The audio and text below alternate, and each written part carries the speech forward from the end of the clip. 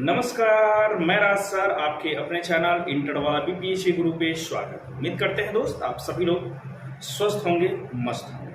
आज एक ऐसे टॉपिक को लेकर हम लोग आए हैं जिस पर हम लोगों को चर्चा करना बहुत जरूरी है। जैसा कि आप सबों को पता है कि बहुत दिनों बाद मैं आपसे फेस टू फेस रूबरू हो रहा हूँ और आप सबों को ये भी पता है कि राज सर यानी मेरे द्वारा बहुत सारे ऐसे आपको वीडियो दिखाकर या ऐसे भी बहुत सारे ऐसे चीज़ों को लेकर मैं आपको रूबरू करवाता रहता हूं, जिससे बीपीएससी टीआरई से संबंधित जितने भी शिक्षक हैं या ऐसे भी जो शिक्षक हैं उनको हमारे द्वारा दिया गया न्यूज़ ऑथेंटिक साबित होता है और उनके लिए बहुत ही ज़्यादा मददगार साबित होता है। सबसे बड़ी चीज़ क्या है अभी के समय में कि जो ट्रांसफ़र का जो दौर चल रहा है, ट्रांसफ़र जो चल रहा है, अभी आपको पता होगा कि म्यूचुअल ट्रांसफ़र के लिए जो पोर्टल खुला था तो उस पोर्टल में टीआरई 3 वाले भी सम्मिलित थे।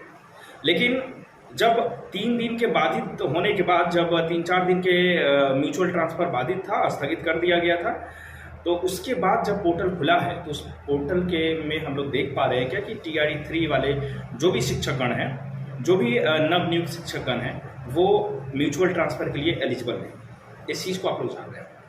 तो ये सबसे बड़ा एक धक्का कहिए, एक सबसे बड़ा जो है दुख दर्द कहिए टीआरई 3 वालों के साथ है। और टीआरई 3 के साथ टीआरई 1 और 2 का भी है। वो कैसे? क्योंकि टीआरई 1 और टीआरई 2 के ऐसे शिक्षक अभ्यर्थी जो टीआरई 3 के साथ जोड़ा बना रखे थे, बहुत आसान और बहुत अच्छा जोड़ा बना रखे थे, लेकिन टीआरई 3 के म्यूचुअल ट्रांसफर में एलिजिबल न होने की वजह से टीआरई 1 और 2 का भी, ठीक है ना, या विशिष्ट का भी जो जोड़ा है वो जोड़ा बिछड़ चुका है। अब इससे सबको घाटा है। आप सबों को पता है म्यूचुअल ट्रांसफर में आपको अधिक से अधिक 25% का भी जोड़ा मिलकर अगर ट्रांसफ़र हो जाए तो बहुत बड़ी बात है, जैसा कि हम लोग समझते हैं इस चीज़ को, ठीक है ना। तो म्यूचुअल ट्रांसफ़र अगर हालांकि अगर टीआरई 3 के लिए थोड़ी देर के लिए अगर रोक दिया गया है तो कोई बहुत बड़ा इशू नहीं है दोस्तों, क्योंकि इतना तो पता है कि जब विभाग स्वयं करेगा, ठीक है ना, ट्रांसफ़र जब विभाग स्वयं करेगा तो बहुत अच्छा होगा। आपका अपना जिला तो छोड़िए, आपका अपना ब्लॉक भी मिल सकता है, ठीक है। आप सबों को पता होगा कि जैसे कल ही के डेट में 20 तारीख के डेट में जो है ना ट्रांसफ़र दिया गया और 10,087 शिक्षकों का ट्रांसफ़र दिया गया है, जिसमें 7,000 केवल महिलाएं हैं।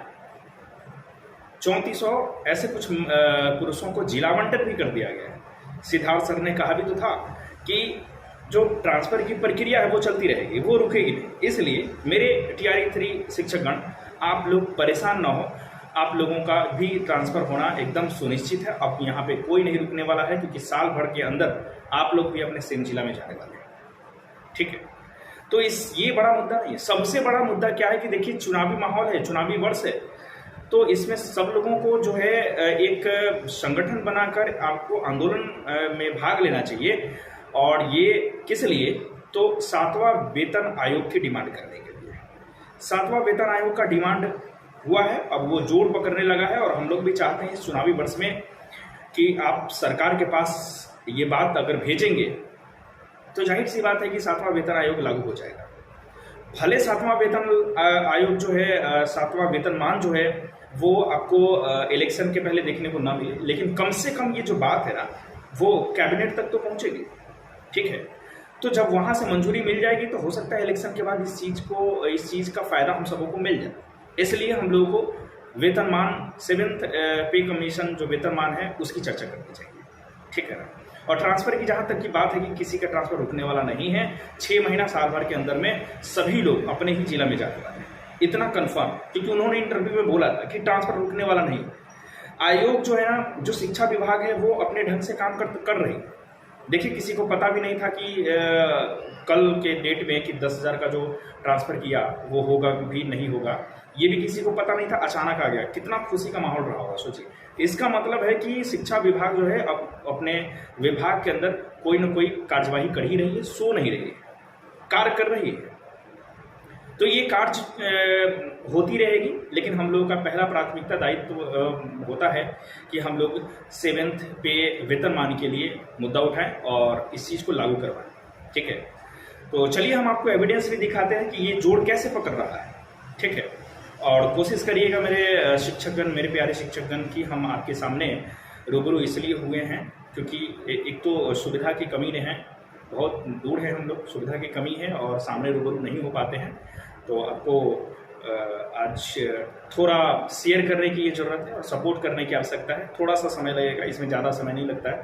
सपोर्ट कर दीजिए, सब्सक्राइब कर दीजिए, बेल आइकन जरूर दबा दीजिएगा ताकि मेरा कोई भी छोटी बड़ी अपडेट आपके सामने ऑथेंटिकेशन के रूप में, क्योंकि मेरा जो भी वीडियो होता है वो एकदम ओरिजिनल होता है और जो भी आपको वीडियो में जो साझा करना हो आपके पास आसानी से पहुंच जाए। तो चलिए सबसे पहले इस एविडेंस को देख लेते हैं। हम देख सकते हैं मेरे शिक्षकगण, चयनित शिक्षकों ने मांगा वेतनमान। बिहार माध्यमिक विद्यालय अध्यापक संघ ने सरकार से मांग की है कि बीपीएससी से चयनित शिक्षकों को 7वां वेतनमान दिया जाए। इसके लिए रविवार को सोशल मीडिया पर अभियान चलाया गया, ठीक है ना। अध्यक्ष आलोक श्रीवास्तव ने कहा कि अभियान में 2.5 लाख से अधिक लोगों ने समर्थन किया। मांग पूरी तरह जायज़ है और इसे अब और नज़रअंदाज नहीं किया जा सकता। राज्य सरकार शिक्षकों की मांगों पर सहानुभूति पूर्वक विचार करें, ठीक है ना। ये ऐसी बातें कही गई और ये तो जोर पकड़ रहा है। अब हम लोगों का सबसे बड़ा कर्तव्य यही है कि 7वां वेतनमान किसी तरह हम लोग पुरजोर कोशिश करें, इस पर आंदोलन करें ताकि हम लोगों का ये काम जो है पूर्ण हो जाए और ये हमारा जो है एक कर्तव्य ही भी है, ठीक है कि शिक्षकों को 7वें वेतनमान की मांग ने पकड़ी जोर, अब जोर पकड़ने लगा है दोस्तों, ठीक है। आंदोलन तेज करने की दी चेतावनी। बिहार माध्यमिक विद्यालय अध्यापक संघ के अध्यक्ष आलोक श्रीवास्तव ने कहा कि ट्विटर अभियान बीपीएससी शिक्षकों की एकता और पीड़ा का प्रतीक है। लाखों लोगों का समर्थन यह दिखता है कि यह मांग पूरी तरह से वाजिब है, इसे अब और नज़रअंदाज नहीं किया जा सकता। उन्होंने मुख्यमंत्री नीतीश कुमार और शिक्षा विभाग से अपील करते हुए कहा कि बीपीएससी से नियुक्त शिक्षकों को शीघ्र 7वां वेतनमान दिया जाए, अन्यथा संघ आंदोलन को और उग्र करने की बात होगा, ठीक है। तो मेरे प्यारे दोस्त, आपको मैंने ये ऑथेंटिक चीज़ें बताया और उम्मीद करते हैं कि ये भी काम जो है बहुत जल्दी सफल हो जाएगा। आप लोग ऐसे ही जुड़े रहने के लिए मेरा चैनल को ज़रूर सब्सक्राइब कर लीजिएगा। बहुत बहुत धन्यवाद।